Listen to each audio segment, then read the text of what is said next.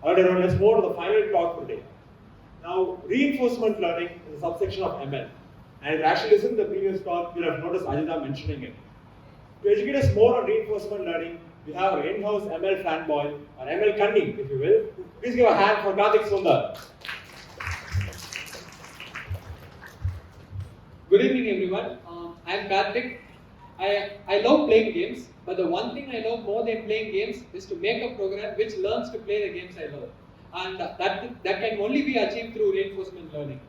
So, like, instead of talking about something complex like multi-agent reinforcement learning, let me start with something simple. Milkshakes. So, let's say you own a milkshake shop and you know only 8 recipes. However, your ingredients vendor provides you only with ingredients to make 3 milkshakes per day. And these milkshakes, right? Like these milkshakes, the ingredients for them they will be given to you at random. Okay, so you won't know which milkshakes you can make that day, and you have one faithful customer who will come back to your shop every day, right? And you are going to try your best to satisfy him and never disappoint him. So you plan on making a recommendation agent for the customer to actually recommend them the best possible milkshake for him. Okay. So to tackle this problem, we can actually go with like generalized answers based on demographical statistics. Like let's just say like people of this age likes this, stuff like that, right? However, this won't actually give personalized recommendations. So to do a personalized system, we will take the use of reinforcement learning. What's reinforcement learning? Reinforcement learning is basically a complex term for a fundamental process which we are all familiar with. So learning through trial and error is something which we have been doing since our day one on this planet. So like we learn to walk through trial and error, we learn to write through trial and error, and we are still learning through trial and error. And reinforcement learning is basically that. So we have the 3 milkshakes, and we have a program. The program sees the 3 milkshakes, and then we have a customer. The program recommends a milkshake to the customer, and then the customer gives a review to the agent. Based on the review given by the customer, the program decides whether the action taken by it is good or not, and learns the customer's preferences. This is basically a small overview of reinforcement learning. So this sounds simple, right? However, there are some nuances which we have to look when we go about implementing this. So the 2 problems which we need to solve are: first problem is how do we decide which milkshake is the best one for our customer, and the next one is how do you make sure that we learn our customers' preferences over time, and how to make our predictions better over time as well. So these are the 2 problems which we need to face. We'll start with the first problem. Like basically, let's just say we have a table with all the combinations of milkshakes which are available that day, and all the possible actions taken by our program. Like the possible actions are basically recommending the first drink in the menu, or recommending the second drink in the menu, or recommending the third drink in the menu, right? So let's just say we have a table like this, and in the table we fill it with values based on how good the action is. Let's just say I have a chocolate shake, a mango shake, and a sweet lassi. And let's recommending mango milkshake may get a score of 1, while recommending sweet lassi may get a score of 4, which basically says that recommending sweet lassi is the better action, right? So that's how we go about go about recommending the best shake. However, when we go about making sure that our recommendations improve over time and our agent learns our customers' preferences over time, we have 2 sub problems.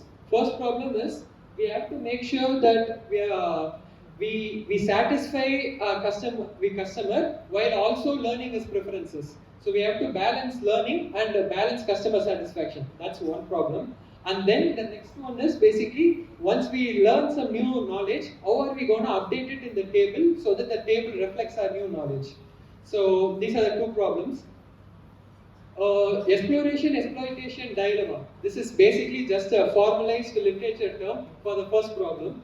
So basically, exploration is when we are going to recommend a customer a random milkshake so that we get to know his preferences. And then exploitation is when you use your current knowledge to give him the best shake possible. So, so initially we want to explore more and later onwards we want to exploit more to maximize customer satisfaction. And to solve this issue, we use something called epsilon greedy method. The names may sound Greek and may sound complex. However, it's not that complex. You will learn. Like I'll explain it in 2 slides. So, and the next problem is like how to update the table. Let's say so we want our learning to be actually gradual and not erratic. Basically, we can't learn based on just one day. We want our learning to be based on several days, right? We want it to be based on a period, then just a day. So what we do is we actually get the review from the customer, and then instead of just adding the full thing to to our value, we multiply it with a very small number, usually in the range of 0.001, called the learning parameter, and then we add it to the value which is already there in the table, right? So this makes sure that we learn gradually and not erratically. And then we'll actually jump into the code now, and while looking into the code, I'll also explain you guys about the epsilon greedy method. So yeah, these are the 8 recipes. Basically, chocolate brownie, chocolate shake, blackcurrant, blueberry, mango milkshake, stuff like that. And then these 2 are just classes for like the menu and the person. The menu class does nothing but selects 3 at random from the 8 before. It does nothing else. And then I model the customer based on myself. I love chocolate brownie shake. I like chocolate milkshakes. I hate blackcurrant, and I don't like blueberry. So these are my preferences. Okay. So you can see I would have given some values which represent how much I like or dislike them. Basically, that's the review score which will be returned to the agent. And then this is like when we are making the table, we initially want to fill in some values, right? And so initially we just fill it with some values between -5 to 10. We are just filling it with some random values initially. Yeah, and this is basically the main training loop. Okay, so for each simulation or for each trial, what we'll be doing is we'll be getting the 3 milkshakes. And then if you see the first if else, that's basically the epsilon greedy method. Basically what we do is we have a variable called epsilon, which will be a very high value close to 1, like 0.999 initially. And then in each simulation or in each trial, we actually generate a random number between 0 and 1. If the random number generated is greater than the epsilon, then what we do is we choose to exploit, and we choose to use our knowledge and give him the best shake possible. If it is less, we make sure we choose a random milkshake and give it to our customer. And for after each trial ends, we decrease the epsilon by a small amount so that the epsilon slowly decays. Right. This ensures that initially most of the time we choose to explore, and later on most of the time we choose to exploit. Basically, that's basically epsilon greedy, and it's just basically if else it sounds complex though. And then after that if else, basically we just get the milkshake, and then if you see towards the end, I would actually basically write the update equation in Python, nothing more. That's all this does. So we'll start looking into the results. So this is just an example what I got at the start of training, before my agent learned the preferences. Basically, as you can see, in the second example, there is mango milkshake, chocolate milkshake, and blueberry shake available. And the agent still chose to give me mango milkshake instead of chocolate milkshake, because it still doesn't know that I prefer chocolate milkshake more than mango milkshake.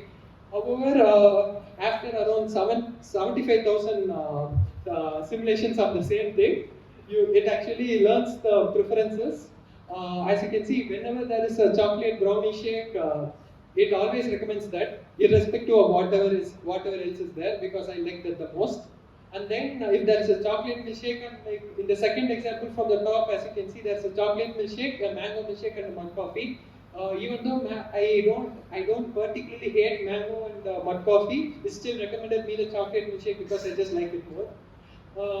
Yeah, then that's it. Like that's basically it. Like we have actually achieved our objective, and this is just a graph showing the score over time. Basically, initially all the most of the time it got like a score of 0 or 1, and over time it was able to get an average score of like around 50. So we can see that our agent is improving, right? So this example just serves as like a beginner intro to like reinforcement learning. However, there are several other nuances when we try to apply reinforcement learning to a bigger problems. So we'll start with the bigger problem now. Let's say like you guys suck at gaming and you guys want to beat my high score in the following game. Okay. This game is something which you guys would have played, or this game or a variant of this game is something which you guys have played in your childhood for sure, and you guys want to beat my high score at it. So how do you guys propose to do this now? Any responses or like? Okay. If there isn't any, like, if we try to do the same tabular approach for this, there are several things which may go wrong. Basically, earlier we had like only like three combinations of like 3 milkshakes and the combinations of it from the 8 milkshakes we initially know, right? Those basically like we had only like 8C3 permutations in the earlier case. However, now here we have to consider the blocks left, the blocks broken, the position of the paddle, the position of the ball, and the lives we have. So we have so many things to consider, and if you try to make a table with that, it will be too big, and we can't actually like update or store it effectively. So whenever stuff gets too big and we want to represent data in a much more neater way, nowadays we tend to use something called neural networks, which you guys would have got a glimpse of it if you guys have listened to the previous talk given by Ajita. So for those who missed the talk, neural networks are just basically black boxes which actually given an input and an expected output will adapt itself to match the expected output. That's basically the functionality of neural networks. So what's so special about neural networks though?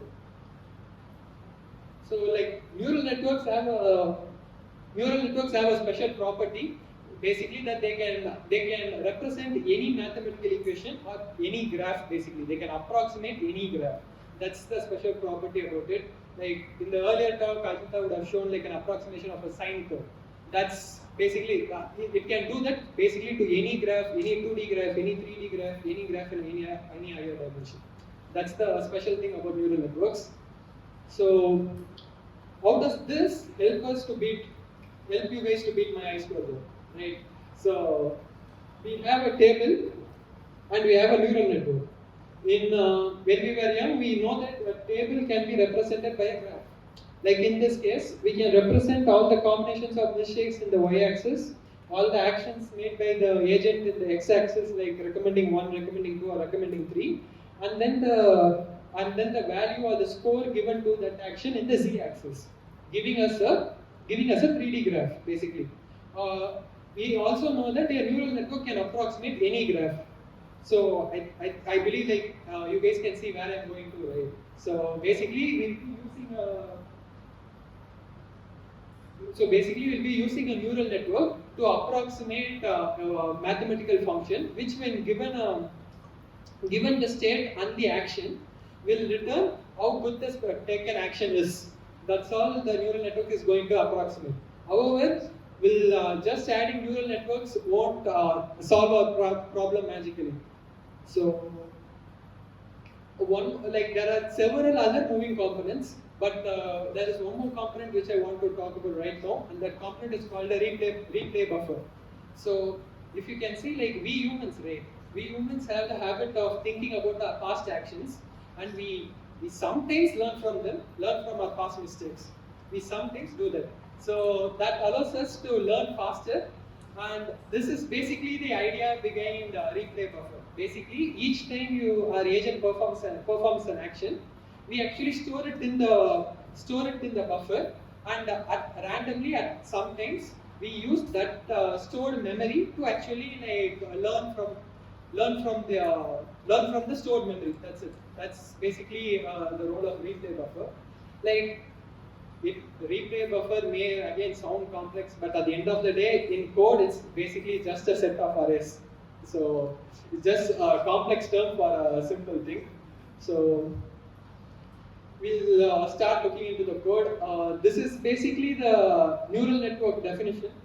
Like, I'm not going to explain about like line by line what are each layers in the neural network, but this is written in PyTorch. If you guys are interested, you can like get the PPT afterwards and look into it. And there will also be GitHub links provided to the code as well, so it's fine.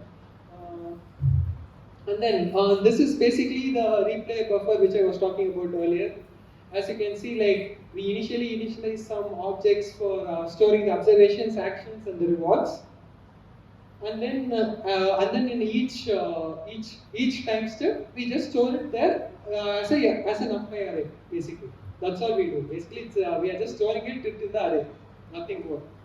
So yeah, so now I'll show you guys some results which actually came after quite a long bit of training, to be honest. But this was when this was at the start of training after around 100 to 150 times of playing the full game again and again.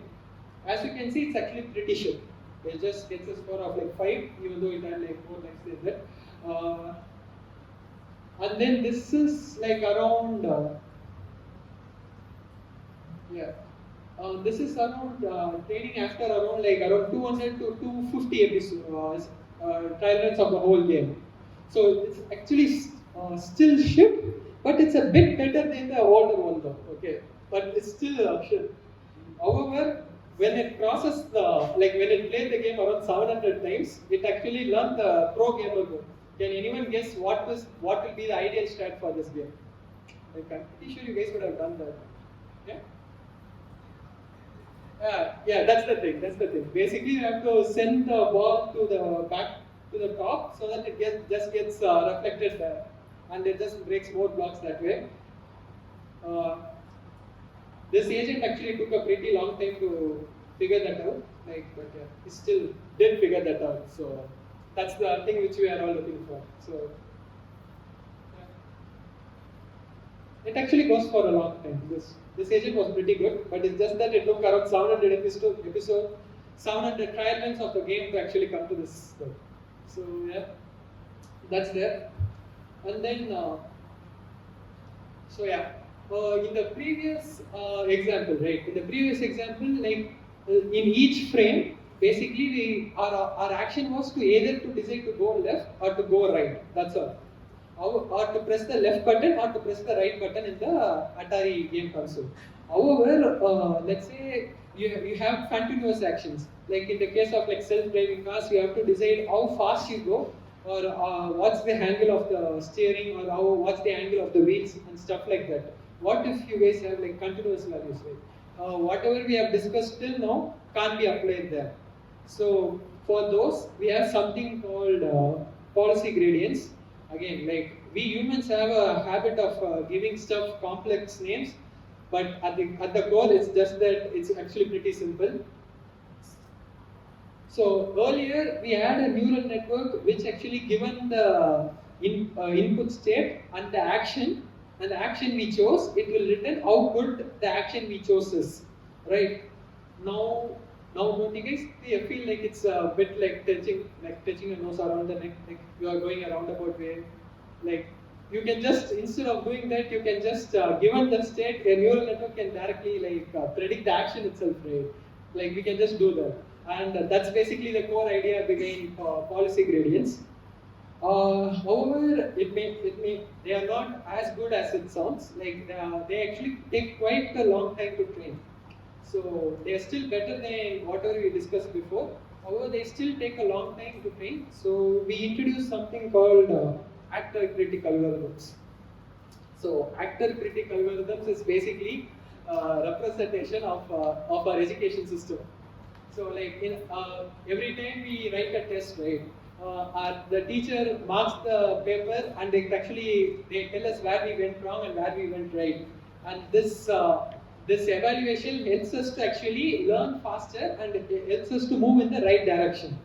That's basically actor and critic. So actor is the neural network which is responsible for deciding the action, and critic is the neural network which is responsible for evaluating how good the action is.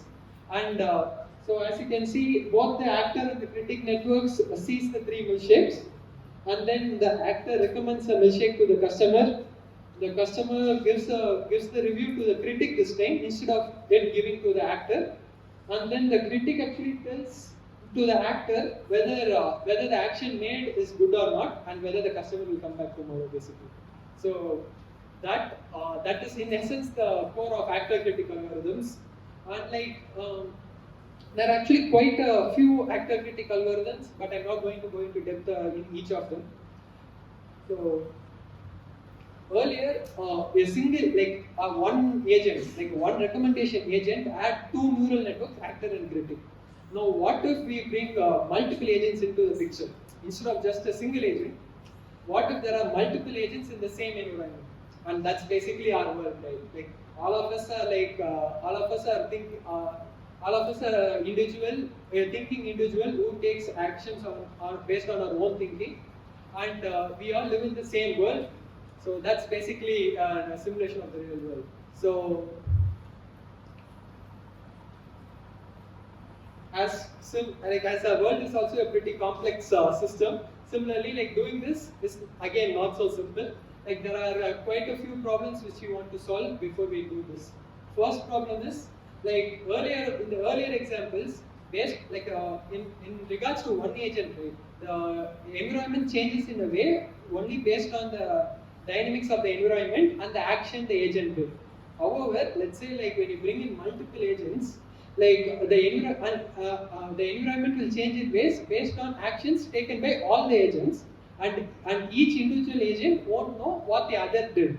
Basically, it's like working in a team project. However, you guys are not allowed to communicate. So when you look at the project after a day or so, you won't know what happened, and the other people in your team would have done something right. That change, and you will feel confused. This problem in literature is called as non-stationarity of environments. It's just a terminology and it's just used in literature. So if you guys are interested in reading research papers, when you look at this term, don't get confused. And that's something I wanted to say. So, and basically, like there isn't any definite solution to this problem. However, we can think of ways on circumventing this problem though. So one such algorithm which actually circumvents this problem is called MAD-DPG. To explain about MAD-DPG, we'll actually take an example of an environment. So this is basically the common predator versus prey case. Basically, like you have three predators and one prey. Fortunately, God made that the prey will be faster than the predators, so that it can at least run. So if the predators all chase it on just individually and independently, they'll never catch the prey, and prey will always be faster than the predator. So for the predator to eat the prey, they have to cooperate among themselves. That's the goal which we are looking for. So we'll look into the algorithm which actually facilitates this. MAD-DPG is basically it's acronym for multi-agent deep deterministic policy gradients. Don't dwell much on that. It's just again a term. Okay. So we'll look into the diagram. I purposefully put this diagram as it is, like quite close to what you guys will be seeing in a research paper or a journal, because I want to prove you guys that it may look complex, but it isn't. So I want to make sure that you guys understand that. So again, like you guys may see some terms which you guys may be familiar with right now. First thing, there is like actor network, which again does the same thing which I earlier told. It just given the state, it does some action. And then there's the critic network. There's a bit of small difference in the critic network. And then there's the replay buffer. So replay buffer is again the same thing. It just stores the state and the action, and at times critic looks into the past memories and tries to evaluate what it did. And then critic network, as you can see, like the critic network will get the input from other agents as well. Like, so the actors won't necessarily know what the other agents did. However, when evaluating as a whole, we make sure that the critic networks know what the whole thing, like about the whole scenario. This ensures that like there is some scope of communication and cooperation possible. So like yeah, and then the whole thing in the diagram is basically like observations. Observations are fed to the actor network, and actor network just results in action. So I think you guys all understand the diagram, right?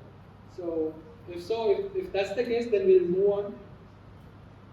So basically, this is just the class for the replay buffer. Again, it's just as you can see, like actor state memory, actor new state memory, actor action memory. All of these are just lists. You just put stuff into the list, which you guys will use later onwards.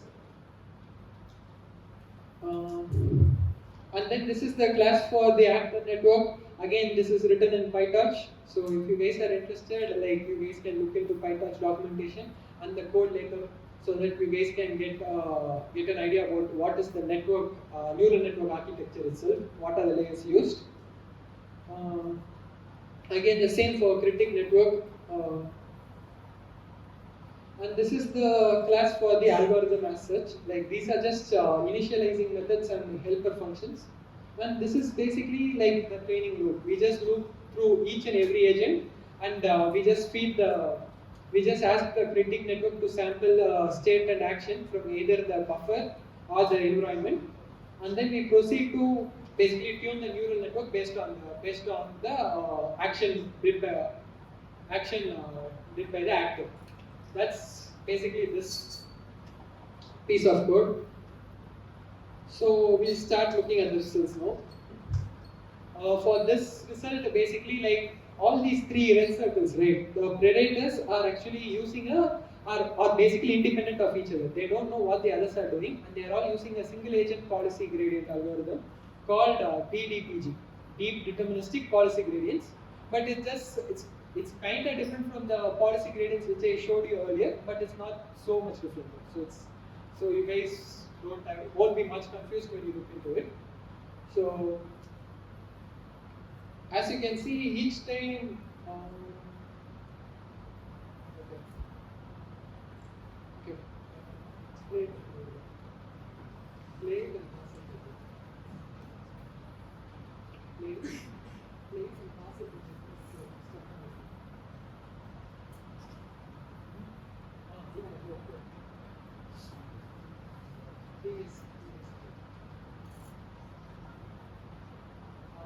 So as you guys can see, as they are all acting independently, right? The agents are all like forming a line. They are all like forming a line and just chasing the circle chasing the prey from behind it. And this approach will never work because the prey is always faster than the predator. So this is the wrong way. As you can see, like when you go forward, you can see multiple examples of the same thing. Next. Yeah, again the top two circles are forming a line. Again, next one. Yeah, here all three circles are forming a line, just like basically totally. Like, the predators won't survive long if they just follow this. So next.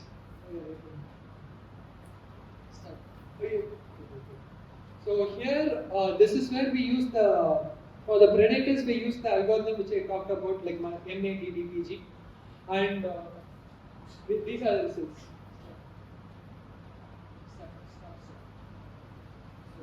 Basically, like if you have noticed, the two predators which caught the prey actually approached from different directions, thus cornering the prey.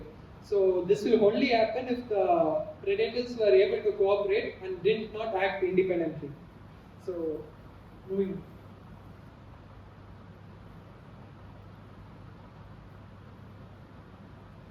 again, as you can see, like there's a predator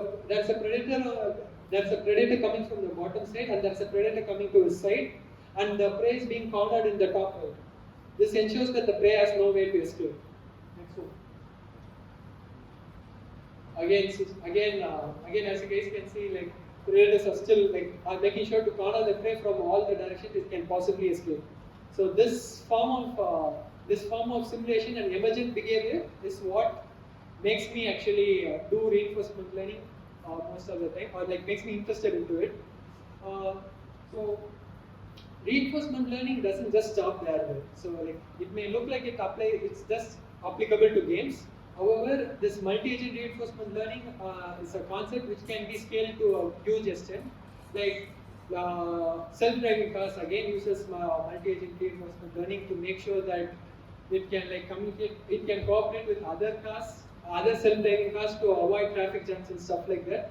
And there is also this ongoing research on like power grid consumption and like how do you divide power between like power grids in such a way that it is distributed effectively, and that's again an application of RL.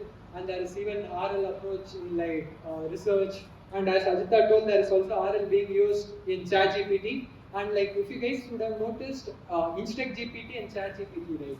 That's just basically an actor critic model. They just use an actor critic algorithm there to train ChatGPT. So this is Karthik Sundar signing off. Thank you.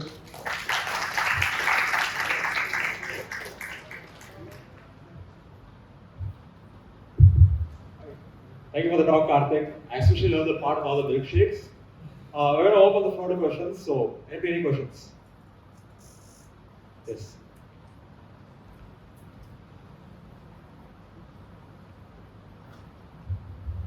And after listening to your talk, I got interested in RL. I should say this. It was really great. The way you explained, the examples you took are really, really awesome. So I have two questions for you. First one is, can you suggest me some resources to learn RL? Sure. Like start with a book called Reinforcement Learning by Richard and Sutton. That's an open book available in the internet. But for other resources, like it will be posted along with the GitHub links. And one more question is, so there are few types of machine learning algorithms, and RL comes one of them. Yeah, so basically machine learning can be categorized into supervised, unsupervised, and reinforcement learning. Reinforcement learning is like a total subcategory from it. So you can't like put it under supervised or unsupervised. So yeah, there is also semi-supervised self-learning. Yeah. So while listening to your talk, I just got this idea that in a way, let's consider a reinforcement learning environment. So whenever our agent or multiple agents, whatever it is, they interact with an environment, they are actually creating a new data point. Yeah. Yes, True. So in a way, this is can be a supervised learning algorithm. Yes. Right? So the thing is, supervised learning algorithms won't be able to work like online. You can't learn during the time it's like deployed as such. Like you can generate all the data points, and once you have enough data points, you will be able to train a supervised learning algorithm. Our reinforcement learning algorithms are made in such a way that it can learn as it is deployed and as it is used itself. Like that's why like all these recommendations engines, right? Like Amazon, Netflix, all those use one form of reinforcement learning as well. So in a way, it's like these are more dynamic in nature. Yeah, kind of. Thanks, man. Any other questions, guys? Anyone?